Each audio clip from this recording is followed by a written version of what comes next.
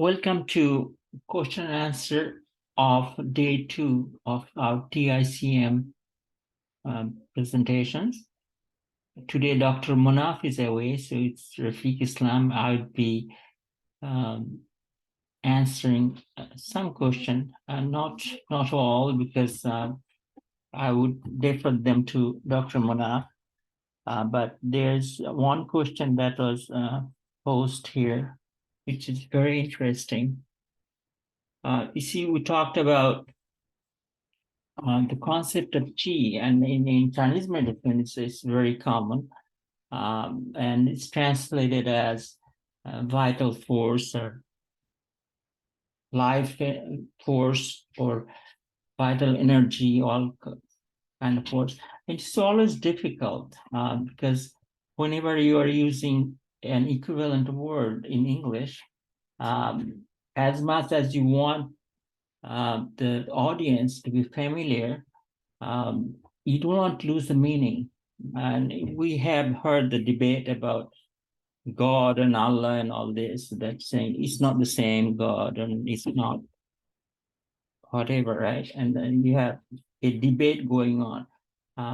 The whole idea of this TICM course is we introduce real science. It's not one dogma versus another dogma, as we showed yesterday, that we denounced the argument of the so-called deist and atheist, both sides. And we point out that they both have false premises attached to their argument. So how do you translate this particular word, qi, which is written as QI? It's quite interesting. So this very knowledgeable brother, he wrote, interesting you discussed qi and its relation to Islam. Before going into that, the best way I have contextualized the concept of qi from a Western viewpoint, which is really key if we are trying to help modern audience understand this concept. That's what we're talking about, that you want to relate to them, but you don't want to distort the meaning. So how do you do that? So he felt this vital energy, the word vital energy, does not really make sense for the Western audience.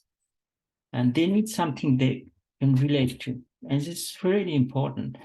The way I initially conceptualized, he's saying, it personally, for my own understanding, was that it is something that is like electromagnetic frequency energy. This, I feel, is relatable to modern science, that this type of electromagnetic frequency energy can be found in everything similar to qi. See, boom, we have a premise introduced here. The premise is qi is same as electromagnetic frequency energy. However, qi is a real word. We would find out it's a divine word, divinely inspired word that was introduced 5,000 years ago by the Yale emperor, who is in all likelihood was a prophet. So all of a sudden, the equivalent we are finding is electromagnetic frequency energy. Now, what is electromagnetic frequency? Find out that it is rooted in new science. We talk about this concept was introduced starting from Maxwell and then glamorized by Einstein. So it's very new. So all of a sudden, we are bringing in an equivalence which is new and does not have any divine connection, and comparing that with something that is divine. The only advantage we see here is they will understand electromagnetic frequency. So this is the first suggestion. Now, he does see the Arabic word, which is kuwa, which is the word, equivalent word, and it's curiously, it's also Q. It is in Arabic. So what is the difference between electromagnetic frequency and energy? Those are made up words. Kuwa, on the other hand, is in Quran. And as we discussed, that's the most perfect word comes from Quran, because it's from God. It's from the Creator. Right? So here is very important to understand that when you're talking about kuwa, if you're trying to find an equivalent of that, we have to be very careful, because this is God's word and we're making equivalent of something that is man-made. So why did I feel free to use chi? Because to me, that's also divinely inspired. So far, all the evidence shows that is divinely inspired. All the evidence shows also that electromagnetic frequency is made up word by people like Maxwell, Einstein. And we know for fact they were not divinely guided, 100%. So then he gave reference to the work of Dr. Abdullah Rahman. I'm not familiar with this work, but I appreciate getting the explanation. And he does what I understand that Dr. Abdullah Rahman does relate chi to, even though he doesn't call it chi, to ruh, which is soul. And we'll see in today's presentation and in future presentation as well that chi, soul, the force, ruh, they are all connected to the Creator. We discussed that yesterday, that Shen, which is God, and the representation of the manifestation of Shen, however you want to say it, is the soul, right? And as you know, ruh, the soul is an order of God, an order of Allah. So that's another realm, but there is nothing wrong with that, right? So the specific suggestion that was, we have to find a word that is familiar to the Western audience. The problem with Western audience is there is no such thing as Western audience, because West has taken over the whole narrative of science, new science.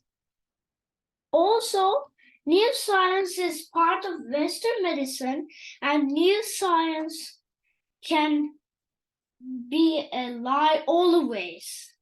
Well, that's a very, very good point, and we'll get to that. So I'm saying that my problem with that conceptualization with a false equivalence, and I do not use the word lightly. False meaning it was made up. It's not from Quran, not inspired by the Quran. And first task I did 20 years ago is to find out where they are coming from. I remember one of my research associates, he was a ardent supporter. Later on, he did revert to Islam, so it's all good now. But at one time, he was totally in love with Marxism. So I asked him, what is the first premise of Marx? And he could not answer. It turned out 5 years later, earlier, my son, at a very young age, at age 19, he discovered the first premises of Karl Marx. And I tell you, they are not Shahada. All right. So I understood that Einstein, Newton, everybody, their first premise was not Shahada. And they're saying random things. So they could not possibly be inspired by the truth. So I took it upon myself to find out what is the reason they did that, and where they went wrong, and how logical or illogical their premises were. And it turned out they're all very illogical. And sure enough, it's rarely addressed, this problem. You'd not, as I said about Karl Marx, nobody really questioned the premises of Newton. And if you're a science student, I ask you right now, do you know the first premises of Newton when he did this law of motion? Try to see that and you laugh. Once you discover the premises behind it, you'd laugh. But nobody questions you. Nobody tries to question the establishment narrative. Then you really find out, which I have 20 years ago, that this is hollow. This is like the shepherd realizing the emperor is naked. He doesn't have any clothes on. I was no shepherd, even at the time, as the most published engineer, which I continue to be. And I discovered that my 20 years' work were dedicated to Newtonianism, which has become a religion, totally new science, inflicted by new science, and they were false. And not only false, they were deliberate fraud. And those are the reasons. Because of those theories, because nobody confronted those theories, nobody called them out, they continue to defraud people. And science, as you know, the very latest debate about climate change or COVID, hysteria, even in politics, nobody is debating why on earth we're even making a debate when your first premises do not match.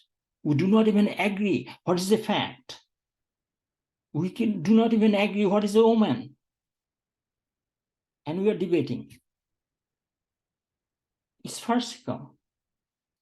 So way back then, I deconstructed Newton, Maxwell, and everybody, all the theories, and it actually continued in social science, partly with my son, who himself is a good scholar these days, and deconstructed all these theories, and including economics even. In our latest economics book in 2016, I think it's 2019, yeah, 2018, we deconstructed the top 10 economists of modern era, including, of course, Nobel laureates. So it's very easy to deconstruct if you just go back and see what is your fundamental premise. And that's what we're putting so much emphasis on, finding out what is the my premise. First premise is Shahada. What is yours? Your theory, what is it based on? As Ibn Rushd pointed out, who is the father of secular philosophy, by the way, he's pointed out that if it is based on Quran, it's true. If it is not based on Quran, it's false. So it's not very difficult, but you have to find out what is the basis. How do you find the basis? You go back to the first premise. So it is the same with this pharmaceutical book. The volume 1 that we wrote was 2015. And here's a glance at the book, Greening of Pharmaceutical Engineering, Volume 1. It was, the first one is practice, analysis, and methodology. It's more like a foundation of the theory. So just have a look at what we have. The table of content, right? Even in interaction, we're introducing, are we trained to develop content for conscience and addiction to selfishness? Right from the beginning, we're talking about the role of intention. So are you completely indoctrinated to hate something conscientious? From the beginning, are you indoctrinated to be selfish? If so, we are wrong-headed. In chapter 2, right from the beginning, you see, so there are all these chapters, but very specifically, we even talk about the politics of economy. You see, this is the one we're talking about. The economy, at the bottom of this page, part 1, the political economy of US government-led struggles to control or suppress alcohol, tobacco, and drug addiction. We're talking about centuries of history where science has been molested. But how do you catch that? How do you do that is, you see, right from the beginning, we're talking about the current state of the world of big pharma. 2015, right? Now the scandal is out. Everybody kind of understands now that these guys are out to defraud. At that time, I don't think that the Pfizer big scam, they were criminally liable and they got penalty for what, $1 billion? And that was not even out at the time, but we called out even at the time. We talk about the paradox of new science, the cost of drugs, everything. We call out the whole scam. So you cannot have respect for the establishment and think about dismantling it or criticizing it or offering something new. And suddenly you cannot talk about Islam because Islam rejects everything. You know how much Islam rejects everything? Islam considers itself as light. Everything is darkness. Can you mix and match light and darkness? No way. So you have to deconstruct. That's why Shahada starts with La ilaha. There is nothing. There is no deity. Negation first. So you have to deconstruct. So you cannot possibly use the existing theory and say, well, this is equivalent to that. If you do, boom, you're gone. You see here, chapter 4, the hopelessness of new science. Literally showing how fraudulent new science is. We deconstruct even the law of conservation of mass and energy and toward uncovering knowledge. So here in 411, we're talking about uncovering knowledge. This is the knowledge that is obligatory in Islam. Everything else is falsehood. So when Islam says that every Muslim, man or woman, have to seek knowledge, it's not being indoctrinated. The knowledge of the truth. And so far, everything that was introduced by new science is false. Here, very specifically, we talk about Newton and Einstein, a linearized deconstruction. So point by point, we show all the absurdity of the premises used by Newton and Einstein.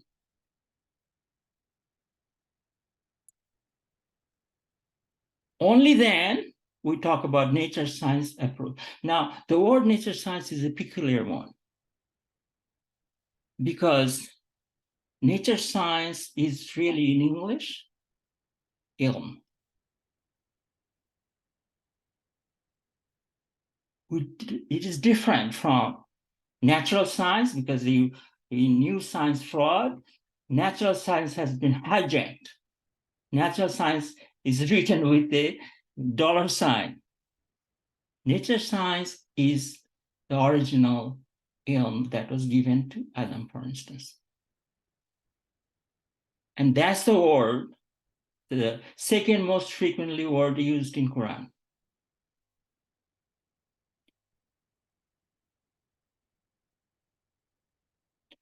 So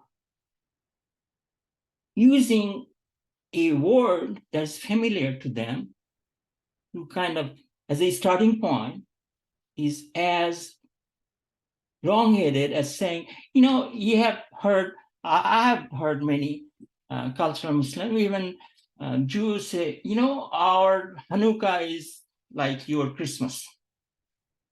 Muslims have started to say, our Eid is like your Christmas, our, what is it, Maulud is like your Christmas, right? So that's where we go wrong. That if that's the starting point, we cannot go any further. Yes. Actually,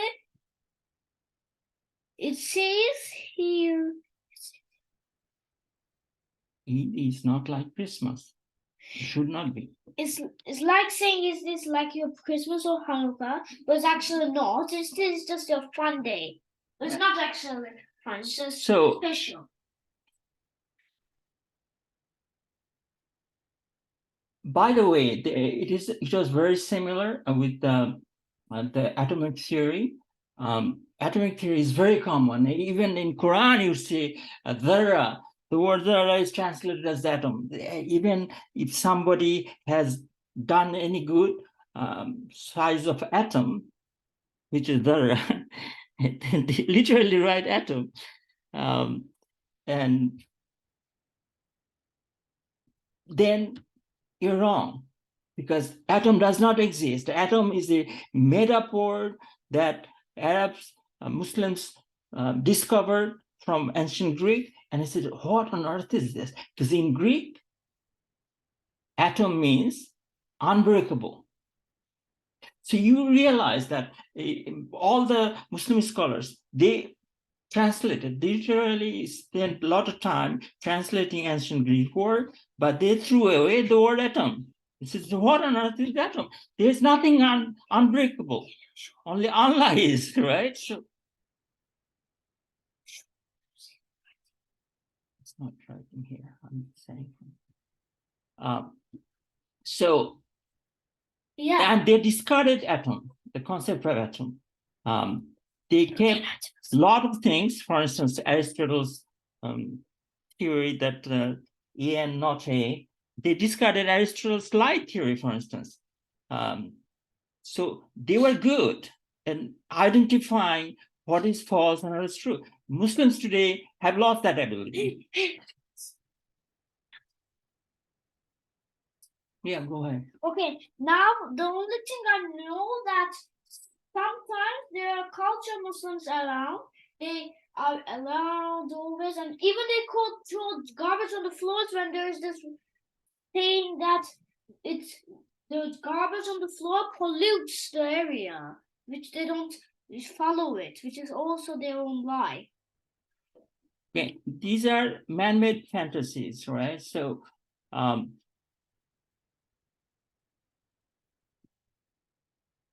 so when Quran uses the word kuwa, right? It is the la hawla wa la quwwata illa billah. So there is no kuwa. Whatever it is, except from Allah. Yule Emperor also said the same thing. And of course, TCM, the traditional Chinese medicine, was revived by Communist China. And of course, they do not like that. And they like the other concept, instead of talking about God, they say, it is infinite vibration, right? It's like they are describing naked yoga, right? So as popular as it is, these are false concepts. Yule Emperor never talked about electromagnetic, and Quran doesn't talk about fictitious things. Nothing in Quran is unreal. And that's why Quran talks about dharra, which actually means when you open the light. I discovered that 15 years ago by looking up a dictionary that is 900-year-old. Dharra means when you remove the when light comes in a room, sunlight comes in a room, and there's floating dust particle, dust space. That's Dharra. Dharra is real, atom is not real. So you're actually committing blasphemy. We're saying God talked about atom. So Yule Emperor has nothing wrong, but the translation is completely dogmatic. And we do not do dogma, we do 100% science. So here, back to Yule Emperor's argument, we have creator, we have chi on your left here, then we have jing. So we'll get to the discussion later, but that was the visualization of Yule Emperor. Now, if you had to translate this, you can say thou, dharma is fine, because dharma also retained the meaning, sharia, pathway. Can you instead of these, can you use constitution? Can you use US Constitution? No.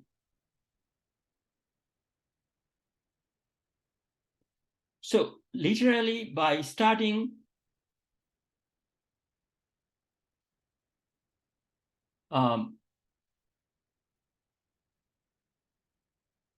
you see, even in Chinese, the word prophet, it actually means first to know.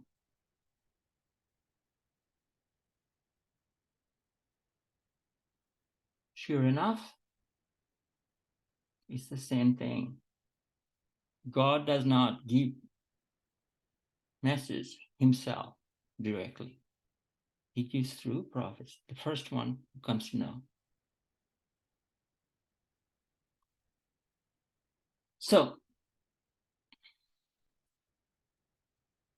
literally what has happened is people, new science, travel the lower path. Their original source is false. And from that source, meaning the first premise. So they have made up something and they continue to travel. So we have Marxism, we have capitalism, we have socialism, we have all this nonsense going up and down, but they're all in the wrong direction. We call that cancer.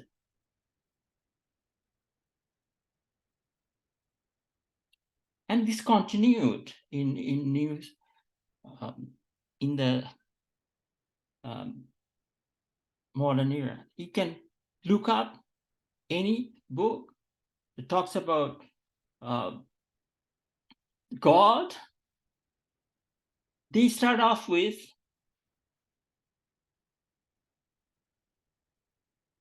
Aristotle, no mention of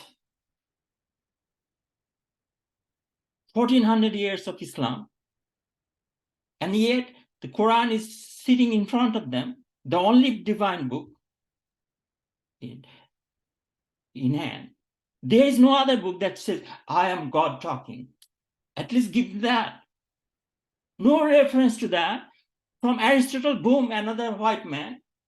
Even they give reference to Aquinas, who started this nonsense about replacing Bible, replacing Quran with Bible. He was a supporter of Ibn Rushd. He liked the philosophy, but he said, well, he says Quran, we say Bible. Boom.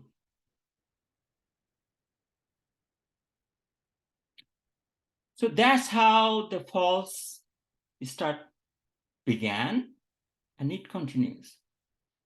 So it's like if Europe has literally traveled this path, bottom path. So you cannot draw equivalent. You see, in this path, they had all kind of nonsense going on. So all of a sudden they invented the concept of electromagnetic, right? It was not there before. They invented here with, say, Einstein or Maxwell. Can you draw equivalent? Can that be a starting point for you? No. You actually have to go back and say, hey, go back to the starting point. Mine is Shahada, mine is Quran and Hadith. What is yours? And you find out they have very corrupt people, adulterer and very corrupt people giving their source. It's not God, it's the fraudsters who gave their theory. And literally, this was the most important finding of my research group. Everything begins with this. You deviate from the truth, your ignorance goes up. So this is the Jahiliyyah. The bottom part is the Jahiliyyah, and the top part is Islam. And this is the Islam that says it's obligatory to increase your knowledge. It's obligatory to go this path. So what is that? Who said that? This man.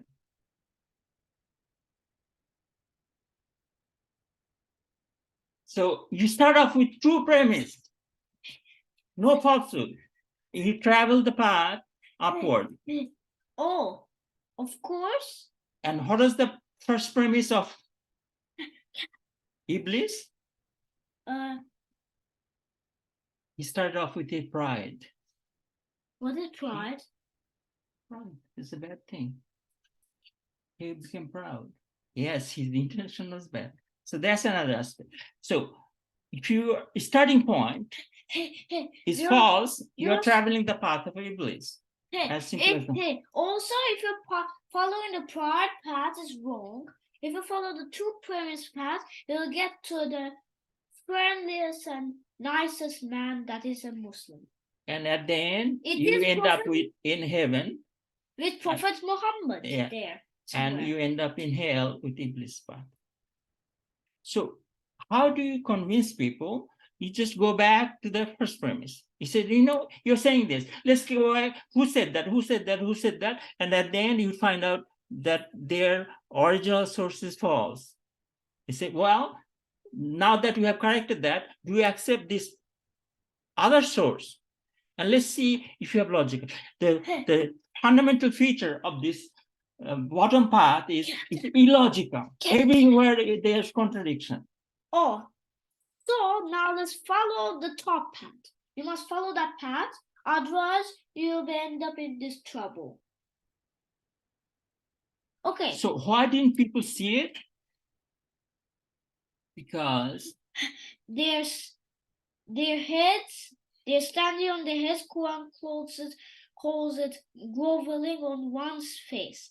Actually, it means that they're bad also. So literally, if you are standing on your head or groveling on your face, you see everything upside down. So what happened? They convinced the whole planet, the whole earth, whole population, that the top part, the path of Prophet Muhammad is the path of terrorism, and that's going downward.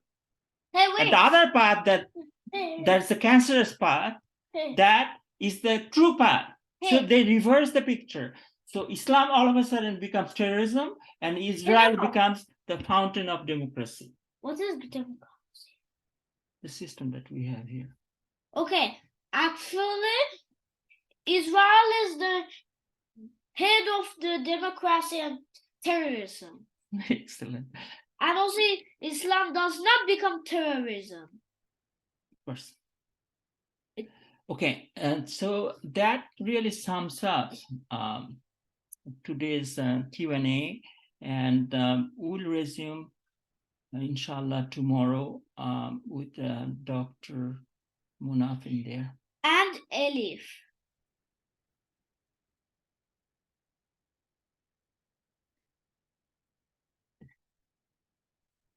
Recording stopped.